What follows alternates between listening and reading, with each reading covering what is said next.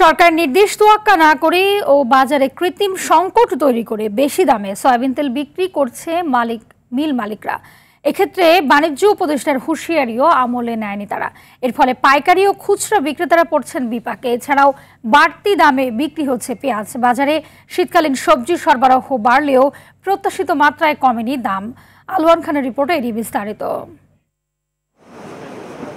Litre প্রতি soybean তেল ৯ টাকা দাম বাড়িয়ে ১৯৮ টাকা নির্ধারণ করেছে মিল মালিকরা।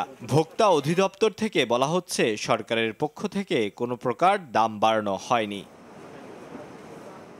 মিল মালিকদের চড়া মূল্য নির্ধারণ, আরেকদিকে ভোক্তা অধিদপ্তরের জরিমানায় বিপাকে পড়েছে সাধারণ পাইকারি ও খুচরা ব্যবসায়ীরা। লিটারে ১০ টাকা করে বাড়া দিচ্ছে, যে এজেন্ট হলারও জানে না এবং দোকানদারও জানে না যে মার্কেটে নতুন দামের রেট তেল আসছে।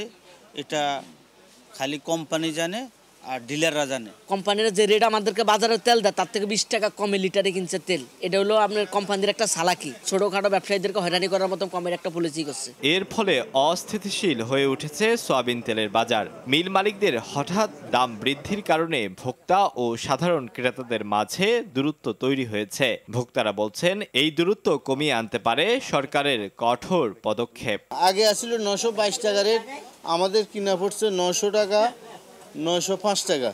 আমরা মনে করেন ৯১০ টাকা, ৯১৫ টাকা বিক্রি করছি।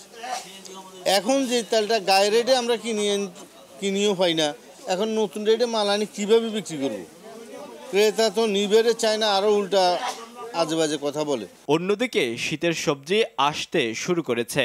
দাম হাতের নাগালে থাকলেও ভোক্তাদের চাহিদা আরো কম। বিক্রেতারা বলছে আগামী কিছুদিনের মধ্যে সম্পূর্ণ চলে আসলে দাম আরো কমবে। শীতের সবজি মোটামুটি ভরপুর আইসা পড়ছে, যেরকম আপনার সিম, ফুলকপি, নতুন আলু, টমেটো এগুলা এখন ভরপুর আসা পড়ছে। সামনে আরো আসবো, দাম কমবো।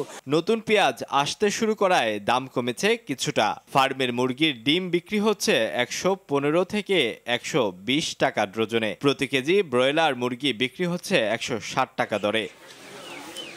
আলোয়ান খান, RTV, ঢাকা।